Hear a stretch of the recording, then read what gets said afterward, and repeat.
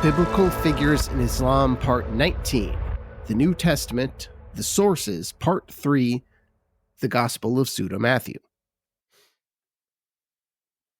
By the year 600, and probably before that, either orally or conceptually, someone, or some people, they decided that the existing details regarding Jesus' early life were insufficient.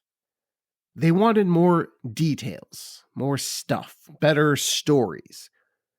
And the resulting invention of this impulse was the Gospel of Pseudo Matthew. This is an infancy gospel, meaning it's mostly about, the Holy Family and the child Jesus. But more than that, it's also an expansion on the earlier infancy gospels that we have discussed previously. Now, I'm assuming that very few people are familiar with this work, the Gospel of Pseudo Matthew, so I'll have to just go over it a little bit for you, just as a courtesy. If you know this stuff, great, but I have to summarize it at least a little. I just can't assume it's general knowledge. Now, Pseudo Matthew, it's long, and reading it would actually take a few hours, so obviously I'm not going to do that. And I'm not even going to summarize the whole thing, because the content of this isn't all that different than the Proto-Evangelium of James, which we went over before. Now, it's similar at least until the point where the Holy Family flees Herod. So that's kind of where I'll start with this. I'll just give you an idea of what is in this thing after the events that we have already discussed from the Proto-Evangelium of James. Now, James stopped when Herod was getting ready to go on his baby killing spree. So we'll pick up the Gospel of Pseudo Matthew as the Holy Family is fleeing Egypt. And I'll just give you a short summary of it from that point on. So we have the flight to Egypt. Now, they go to Egypt, and it's a very dangerous journey. There's lions and panthers, and in this version, dragons.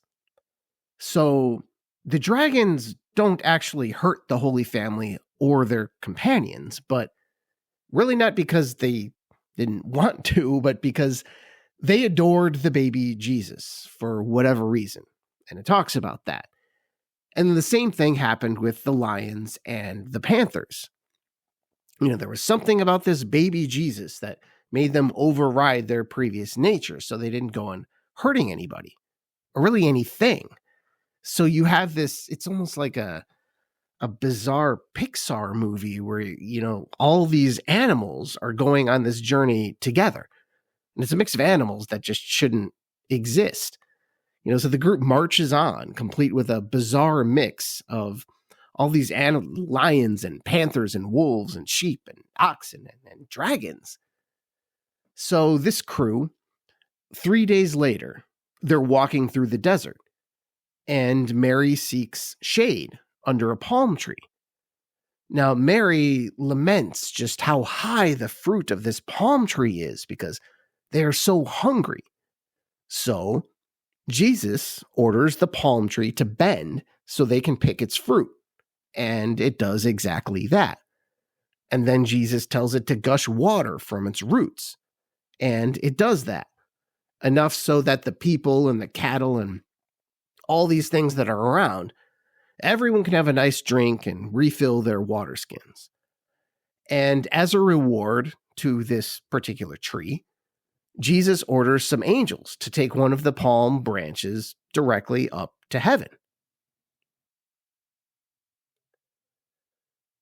Now, at this point, the group was actually looking at another 30 days journey, but God shortens it to 1 day. So they are moved forward, kind of like in that game Candyland, where you pull the right card and you're basically, boom, you're right at the end.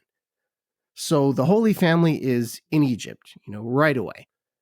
and they walk into a pagan temple. And as soon as they walk in, they find that all of the idols had already been shattered. I mean, even before they got there, they felt this presence coming. So the pagan priests come in and they realize, oh, wow, this is the true God. And they convert on the spot.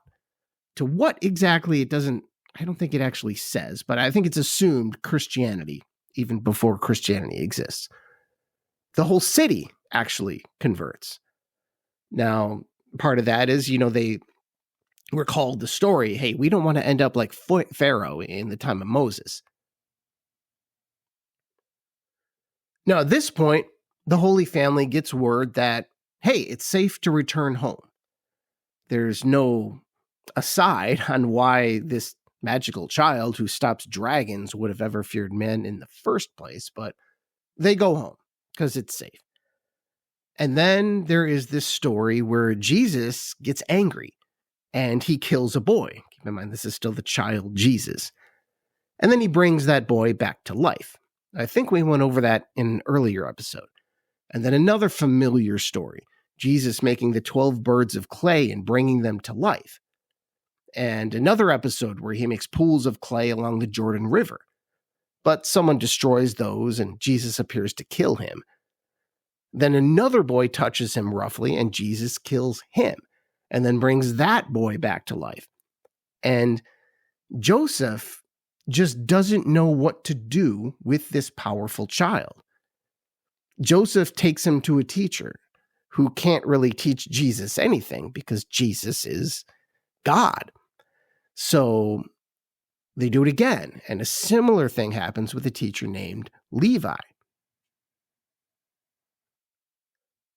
And then the family goes to Nazareth, where there is more trouble. A boy falls from a rooftop and he dies, and Jesus is accused of doing it. So Jesus goes up to the corpse and says, "Hey, corpse, did I push you off the roof?" "No," says the dead body. And then that person may or may not have come back to life. And then the family goes to Jericho, and Jesus performs a miracle by carrying water in his cloak, increasing the wheat crops. Jesus then plays with a group of lions, to the astonishment of the people. And Jesus performs a miracle to help Joseph with a carpentry project, and then they decide to try to send Jesus to another teacher. And that teacher became frustrated enough to actually hit Jesus, and that teacher promptly dropped dead. Then they try another teacher, who basically declares Jesus the Lord of the universe, so that went better than usual, but I'm not sure he actually taught him anything. So then the family goes to Capernaum, and Jesus raises another person from the dead. And then they go to Bethlehem, and there, one day, Jesus' brother James, the firstborn of Joseph, presumably before his marriage to Mary, James is bitten on the hand by a viper. So James is writhing in pain, and Jesus hears this and breathes on James's hand, and it instantly cools. James is okay, and the viper drops dead. The family lives for a while in peace in Bethlehem, and this is basically how it ends. So like I said, I'm not going to read the whole thing. That's the summary, just to familiarize you with this work. But I will actually read a few chapters here, those being the ones that are relevant to the Quranic version of the Nativity. But before I do that, just let me read the Quranic verse that allegedly comes from this source and, the basic basis for the Islamic Nativity. Now, we can read it again afterward, but I just think you should have an idea of what the Quran is talking about. So it's also, it's short. And second of all, it gives elements of a story that most Christians have never heard because it's not in the canonical Gospels. Okay, so here's the Quran. Not surprisingly, this is the Surah of Mary. That's Surah 19, verses 23 to 26. Now, this is the relevant part of the Islamic nativity story, not the whole thing. but that's been well covered in previous episodes. I just want you to be familiar with the themes that are also in the Gospel of Pseudo Matthew. So here are those verses from the Quran. Then the pains of labor drove her to the trunk of a palm tree. She cried, "Alas, I wish I had died before this, and this was a thing long forgotten." So a voice reassured her from below her, "Do not grieve. Your Lord has provided a stream at your feet. And shake the trunk of this palm tree towards you. It will drop fresh, ripe dates upon you. So eat and drink and put your heart at ease. But if you see any of the people say, 'I have vowed silence to the most compassionate,'" in other words, she should say, "I, Mary, have vowed silence to the most compassionate. So I am not talking to anyone today." So keep all that in mind. It's all non-canonical stuff. Obviously, Mary goes to a palm tree. God comforts her and provides for her.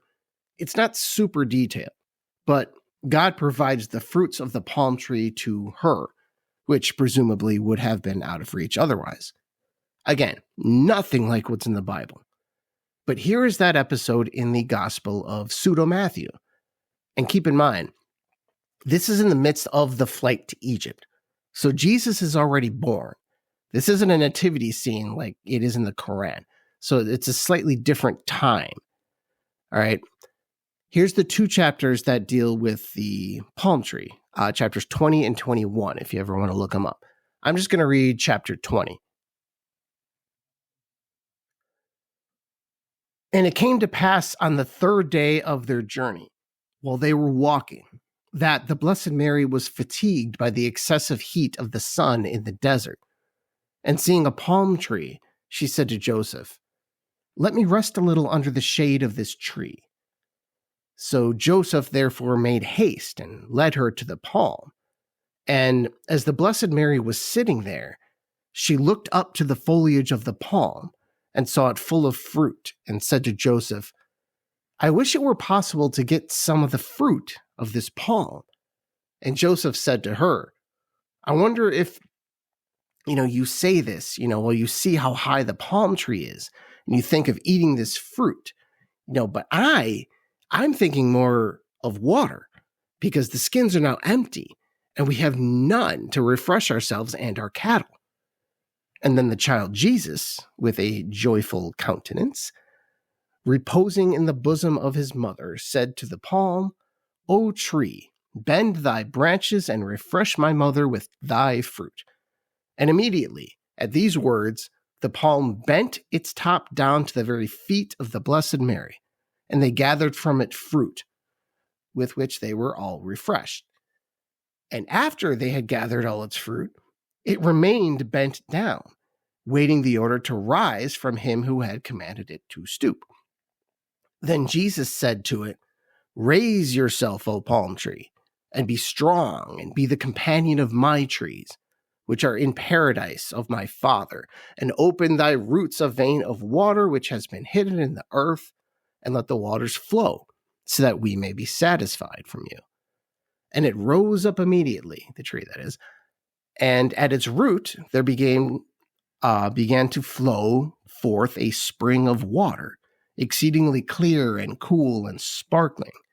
And when they saw the spring of water, they rejoiced with great joy and were satisfied, themselves and all their cattle and all the beasts. So everybody gets this.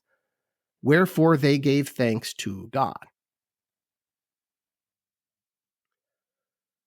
It then goes on with another chapter of how wonderful and blessed this palm tree was, and how an angel took one of its branches to heaven. So that's a more detailed version of how Mary was provided food from a palm tree along with water, miraculous palm fruit, and water. Now, here's the Quranic version again. Then the pains of labor drove Mary to the trunk of a palm tree. She cried, "Alas, I wish I had died before this, and this was a thing long forgotten." So a voice reassured her from below her, "Do not grieve. Your Lord has provided a stream at your feet. And shake the trunk of this palm tree towards you. It will drop fresh, ripe dates upon you. So eat and drink and put your heart at ease. But if you see any of the people, say, I have vowed silence to the most compassionate, so I am not talking to anyone today. So you can see some similarities and some differences. First of all, they both have a palm tree and some water providing sustenance for Mary that she desperately needed. This seems like something that is likely beyond coincidence, but there are many differences too. There is the setting. The Quran is a nativity scene, while Pseudo Matthew is during the flight to Egypt. And the order of food and water are reversed. The Quran does the water first, Pseudo Matthew second. And the action is different. In the Quran, Mary shakes the palm tree. In Pseudo Matthew, the tree just bends down to allow her to pick the fruit. And then there's the most interesting difference. It's who is performing the miracle. Pseudo Matthew has the baby Jesus commanding the palm tree. This is his miracle. Jesus tells the palm tree to lower itself. Jesus tells it to release water from its roots. But in the Quran, well, God does it. Not only because of basic Muslim sensibilities, but also the major historical difference. The Quran is telling the nativity story. Jesus is still in the womb. Now, if you want to get technical, yes, God is acting in both. In any Christian gospel, apocryphal or otherwise, Jesus is God. So God is performing the miracle, just like God is performing the miracle in the Quran. But on a more surface, more obvious level, these are very different things. And then, of course, there is the ever-present difference between any gospel, canonical or apocryphal, between any gospel and the Quran here. And that would be the person of Joseph. In the Quran, Joseph is just cut out. He's removed from the picture entirely. Mary and the child inside her are the only people out in the desert in the Quran. She has no companionship until Jesus is born, and certainly no husband. So once again, we see this pattern. You have a Quranic story that is similar to an apocryphal gospel, but with Joseph completely removed from it. And in the case of Pseudo Matthew, the difference is even more stunning, because unlike the previous apocryphal gospels we discussed, this one dates to around the time of Muhammad, around the time he began to receive revelations and start his ministry and his religion. Now, that's not a very long time for a story to be naturally changed that much in a short period of time, regardless of which came first. So, is Pseudo Matthew actually the origin of the Quranic story? You don't know. You don't know.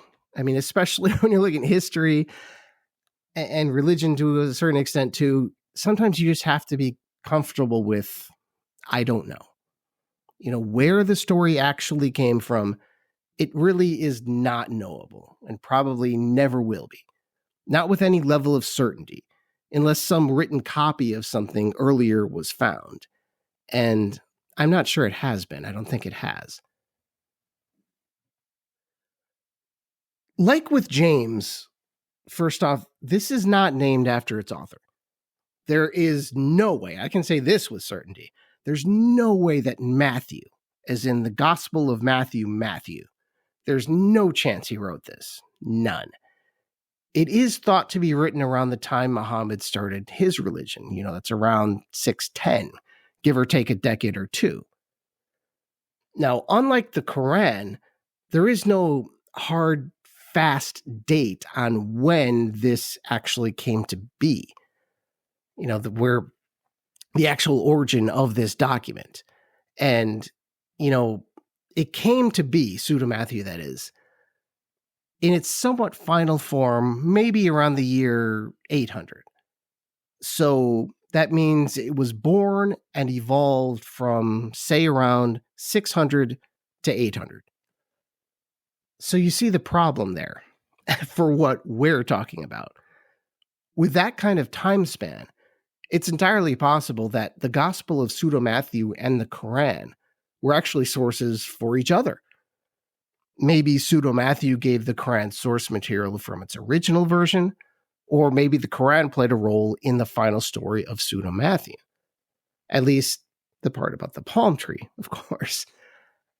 I mean, it's not super likely, but I just, you can't dismiss anything as totally impossible in this, as far as sort of the give and take between the Quran and Pseudo Matthew. Now, that said, I'll give you my ignorant opinion, because, why the heck not? I think the most likely scenario, in my mind, is that there is a common source out there that contributed to both, meaning both Pseudo Matthew and the Quran. And I'm not talking about the proto-evangelium of James, at least for the palm tree story. I'm not an expert. I don't have university resources anymore. I can't dive into ancient manuscripts or anything. But again, it does seem unlikely that something could have been written in the Christian world. I'm talking about Pseudo Matthew here. It seems unlikely that this could have been written in the Christian world and then find itself into the Quran just a few years later. That just seems a bit too fast. So I actually think the common source might be something out there we just don't know about, something unknown, something that back in the day was in the cultural ether of that part of the world, something that was just natural in the stories that were told around the water holes of Arabia, or maybe the outskirts of Byzantium, the expelled heretics, I don't know. And maybe for centuries. So for me, that seems the most likely place that this story about the palm tree originated. Perhaps that is the source for Pseudo Matthew and the story being referenced by the Quran. Of course, again, you can't prove any of this. There's no manuscripts. And, if people don't write things down, honestly, they just sort of disappear. But that doesn't mean they didn't once exist. We just don't know about them. Now, the Quran, keep in mind, is mostly a sermon. It's not an academic work with historical footnotes, which kind of adds to the depth of the mystery. So we have to fill in the blanks, and that's simply going to be impossible without what you could say is divine knowledge or omniscient knowledge. There's just some things you can't do with any kind of high accuracy. And this is one of them.